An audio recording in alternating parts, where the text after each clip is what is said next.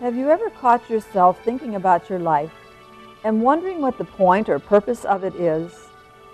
Every day can seem like an endless cycle of motion and activity, a series of robotic actions which seem without purpose, aimless. Getting up in the morning and going to bed at night, going to work and coming home from work, forever coming and going till day's end, from sunrise to sunset, day in and day out. One day is much like every other day before it. Even the distractions and diversions of parties, vacations, sports, internet activities, casinos, television tend to work on us in the same way. We are caught in a constant search for happiness. Like so many stitches in time, from sunrise to sunset, in and out, in and out. There seems no end in sight. There never seems to be enough. We feed a constant hunger. What possible good news can be found in this way of living? Stay tuned.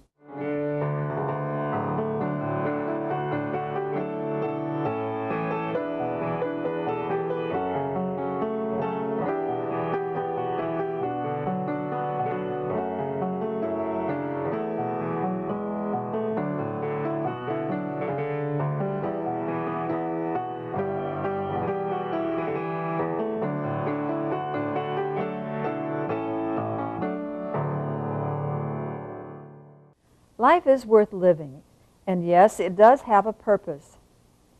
However, it does not have as much to do with action as it has with a more intentional way of thinking, being, and looking at things. To begin, we need to look at time differently. As Christians, we know, if we think about it, that we are living in the meantime.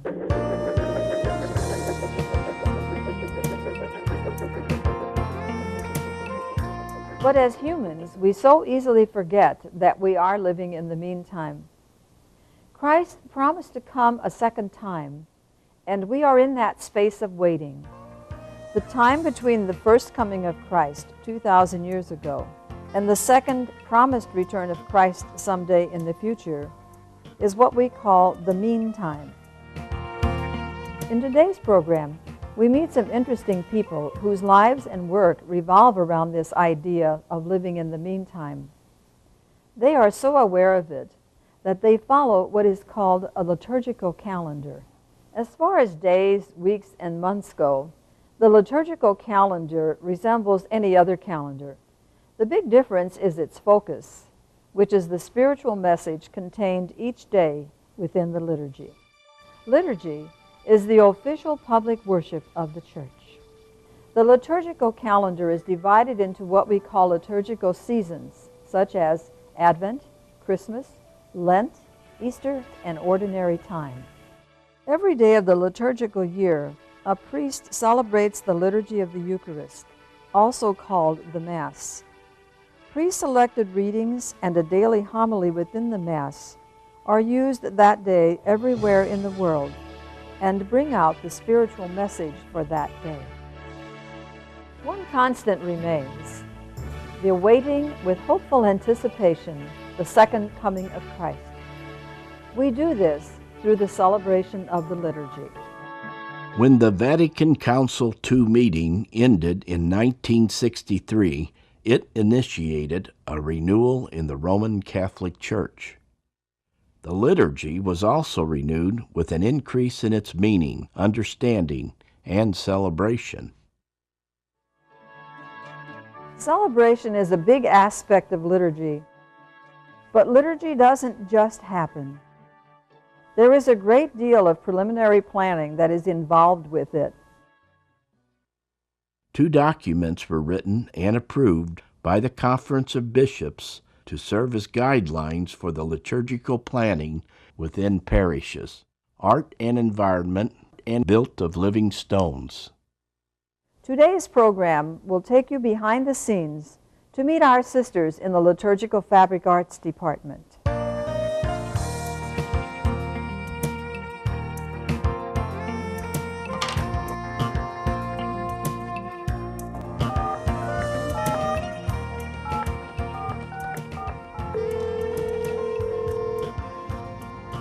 Good afternoon. School Sisters of Notre Dame? Yes. If I could speak with Sister Rita Maureen Dymeke, please. Liturgical Fabric Arts, Sister Rita Maureen. Father Joe Welchmar at St. James in Potosi, Missouri. Hello, Father. How are you? Fine, thank you. It's good to hear from you. In fact, I was rather waiting for your call sometime soon. I was just looking at my list of things that you wanted done. Oh, you were waiting for my call. Okay, good. Well, you have your list in front of you, and I'm following my list here on my desk. I'm calling to follow up on the order that we placed for the parish for chasuble and matching stoles. We have them ready. They're ready, okay. And I also want to add to that some festive processional banners. Do you want them in solid colors? Not solid color, no, but multicolored, a more festival type of banner. And it might be good for you to plan a time to come in to talk more about those banners. all right, That would give us a better idea of what you might like them to look like. okay, Sister Josephine would be happy to help you in all of that. all right, She has some samples on hand that she could show you. all right. Then I will plan on coming in and working out the designs and seeing the examples that Sister Josephine has prepared. Could you meet with her on the same day you pick up your other order? That'll be good. Well, why don't we say Thursday then? At 10:30 a.m. That would be fine, and I'm sure we'll be finished by noon. I'll tell Sister Josephine you'll be here Thursday morning to meet with her. Good, and I'll work with Sister Josephine on the design then and on the colors. We'll have them waiting for you here in our office. All right, well, I look forward to seeing you on Thursday. God's peace to you and to the sisters in Liturgical Fabrics. The same here. You have a good day and God bless you. All right, goodbye. A phone call such as this usually gets the ball rolling in the liturgical fabric arts.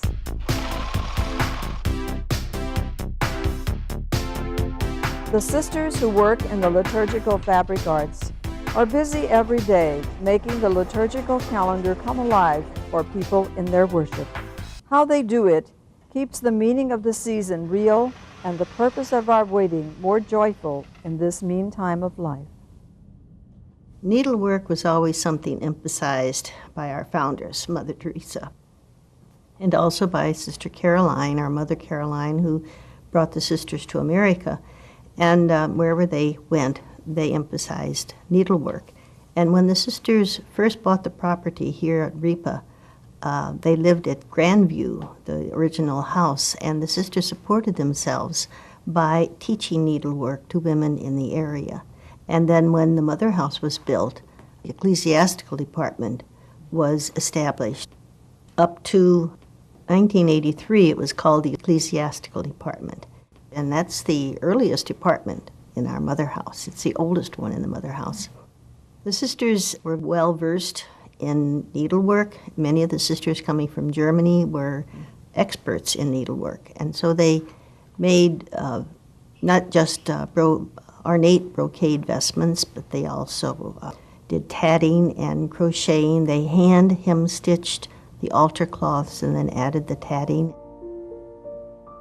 We still have many sisters working in the department, but not as many as we used to. Many of us have retired from the classroom, but we enjoy sewing. Sewing is very relaxing for me.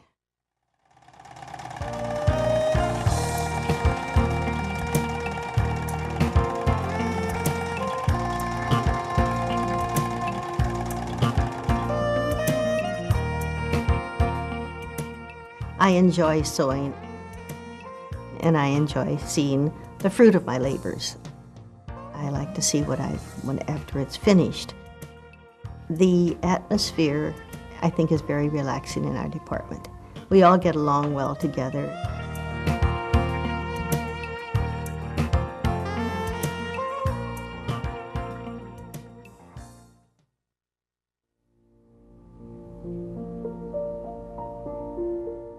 Sister, I think this is finished. Oh, how lovely. Thank you very much.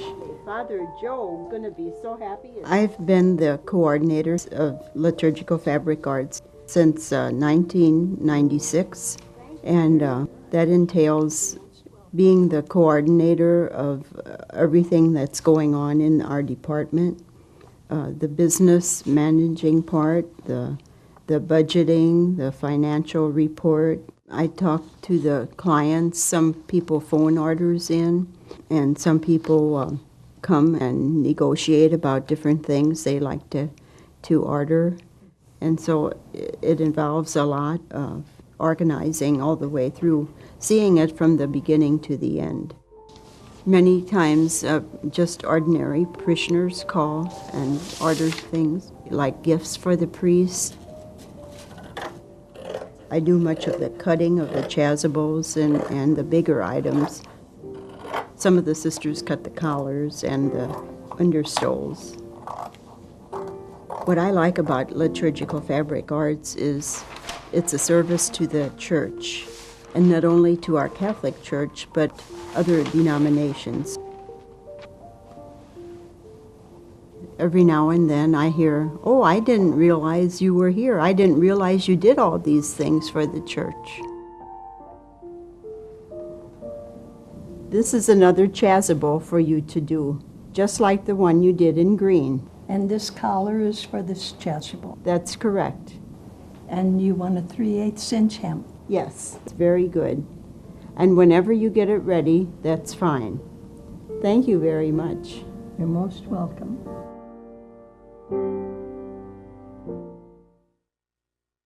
The St. Louis Cathedral is the center for Catholic worship in St. Louis. However, meaningful liturgy does not depend on the size of a church or the population of a city. Sister Ann Geisey interviewed the pastor of the small St. James Parish in Potosi, Missouri. Little known to the people of St. Louis is the beautiful and quiet Trout Lake and Lodge in Potosi, Missouri. People who want to escape from the noise and hubbub in the big city find a quiet respite and relaxation here. And it's only about 2 hours from downtown St. Louis. Hello, I'm Sister Ann Geisey, a school sister of Notre Dame, and we are pleased to be here at St. James in Potosi, Missouri. We are very eager to share with you the good news through the person of Father Joseph Welchmeyer. He will share with you a little bit about his life, about the work he does here, and about our liturgical fabric arts. He will explain why they are important to him and how they contribute in the prayerful celebrations of the people of God here in Potosi.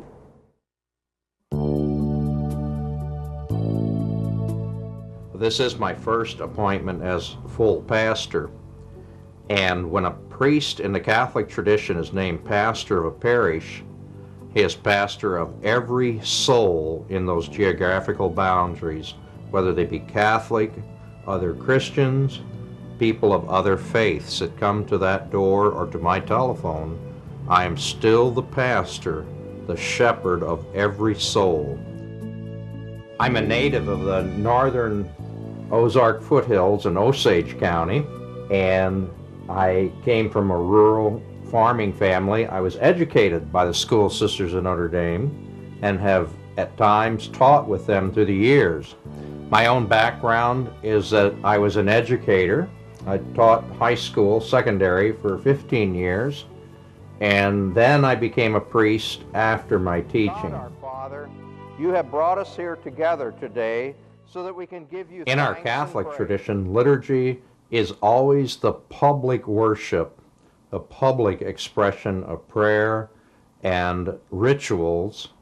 I often remind the people at Mass that we pray with our eyes, our ears, our senses, our speech, our minds. We even pray with our expressions and hands. And so When we were baptized into our faith, our senses were anointed to appreciate all of these things.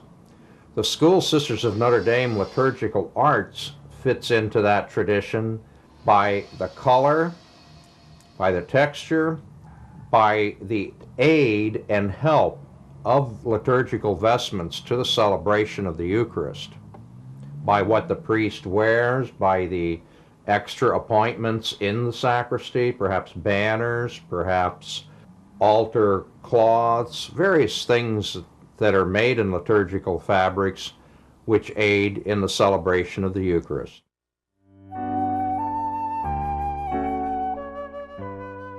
Potosi is known for the correctional facility located about 2 miles from St. James Parish. Father Joe is chaplain to the inmates there and shares with us about this. In my role here as pastor of St. James Church, I also take on the role of the Catholic chaplain at the Potosi Correctional Center, which is about 2 miles from here. The Mass is celebrated there for the prisoners, among the prisoners.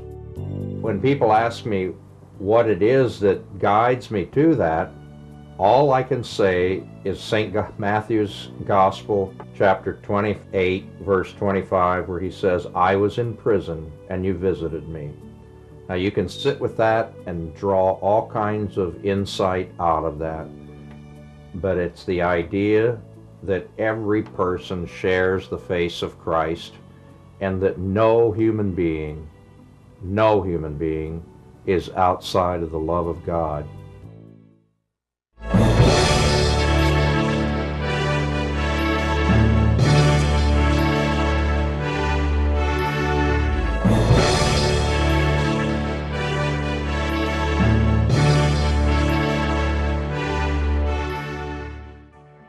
You know, I think that the Second Vatican Council is one of the greatest things that has happened in our church in this century. And the renewal of the liturgy is a very important part of that. And one of the prime changes in the liturgy at the Second Vatican Council was the greater participation by the Assembly.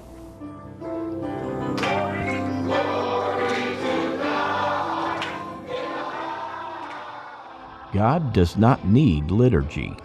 People do. And people have only their arts and styles of expression with which to celebrate.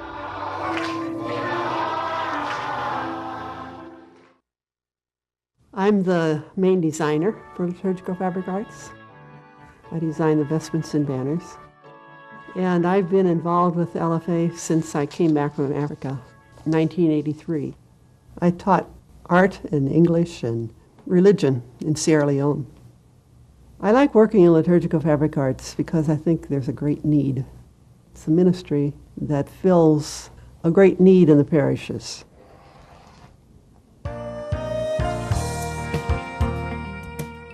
Sister Regina Kabayama is a wonderful partner in my ministry. Okay, finish. Good.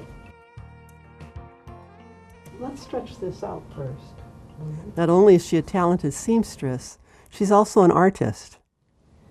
Okay. Then when you're finished sewing that, we'll figure out then how to, what to Okay. do. Don't worry about any raw edges here. Okay. Oh, you put yours close together. Mine aren't that close. We confer with each other when I draw the banner designs. She frequently gives advice that's a perfect solution to a design problem.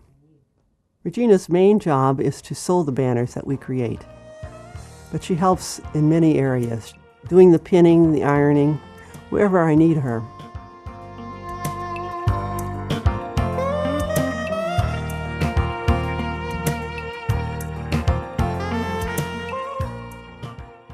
From the altar of the cross, Christ accomplished our redemption, forming a holy people, a temple of God built of living stones, where the Father is worshipped in spirit and in truth. Do you not know that you are the temple of God, and that the Spirit of God dwells in you? Whatever is placed in worship needs to contribute to the feeling of awe and reverence.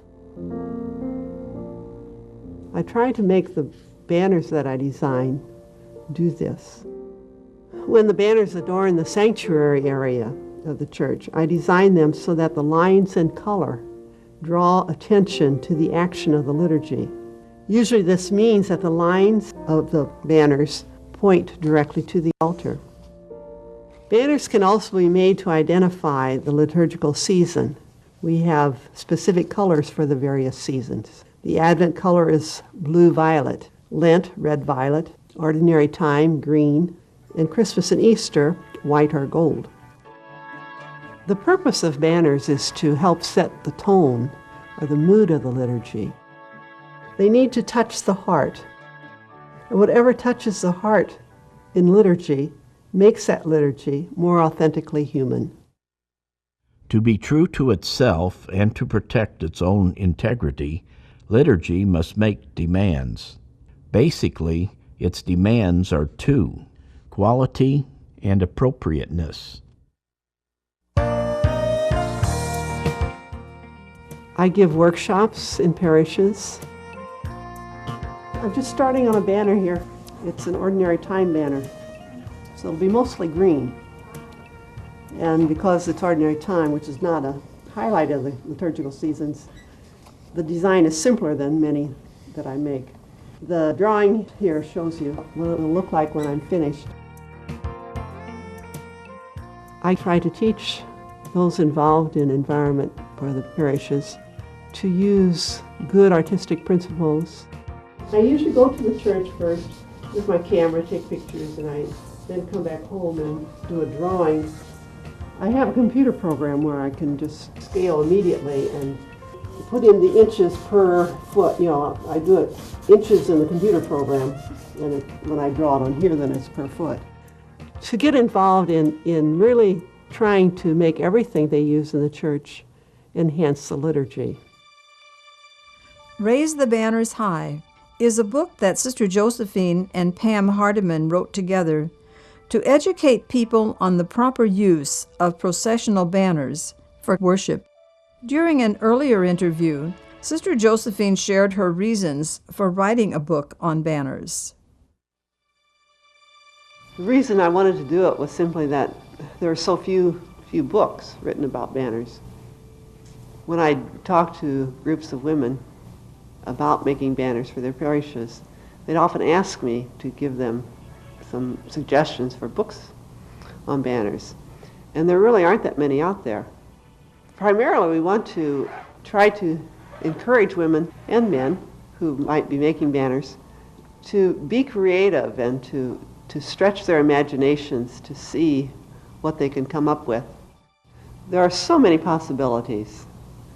We just want to encourage them to delve into all those possibilities and make banners that really are dynamic and colorful and really enhance the liturgy. During the papal visit by Pope John Paul II here in St. Louis in 1999, the planning committee asked Sister Josephine to design and create the processional banners for the papal mass in the TWA Dome. Sister shared some interesting thoughts with us in an earlier interview. The other sisters in liturgical fabric arts and myself have made banners for the papal visit. These will be used at the liturgy in the TWA Dome. So they're very large. They have to be big in order to be seen in such a vast space. These processional banners draw attention to the very beginning of the liturgy, to the entrance procession. And that colorful flowing of ribbons leading that procession toward the center of liturgy helps people focus immediately on the action that's taking place before their eyes.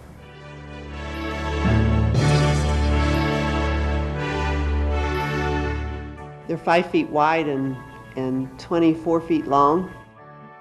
And when those banners that are in place during the liturgy, it's just the colors and the symbolism that's used in the banner. The front of the banners have large waves on them. The waves, of course, symbolize baptism.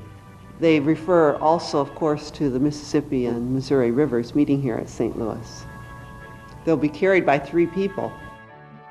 For instance, in this book we even have a section on how to hold the banner, how to comfortably move with the banner down the aisle so that it's a graceful, flowing movement rather than a stiff thing.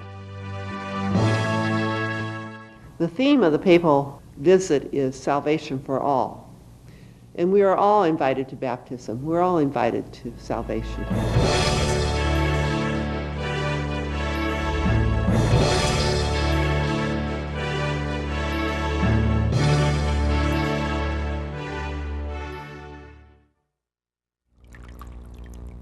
In the Christian community's place of prayer, art evokes and glorifies the transcendent mystery of God. Art is meant to bring the divine to the human world, to the level of the senses, and the stirring of the emotions, to raise the human world to God. Hallelujah. What is essential in the Eucharist is a proclamation of the Word. Calling his disciples to himself, Jesus said to them, And the Eucharistic prayer. We thank you for what is beautiful in our world. The bread and wine becomes Jesus' body and blood. This will become our bread of life. And we, in turn, become the body of Christ. Because this happens in our liturgies week after week and even day after day, it loses its power for us.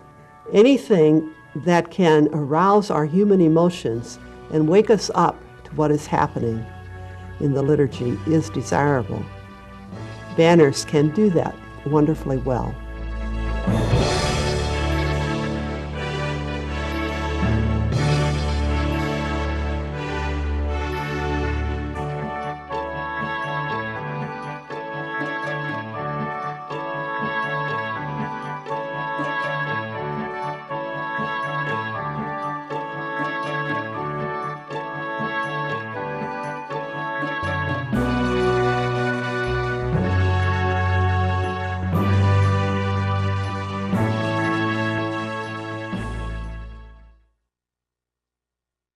Liturgy is the participation of the people of God in the work of God.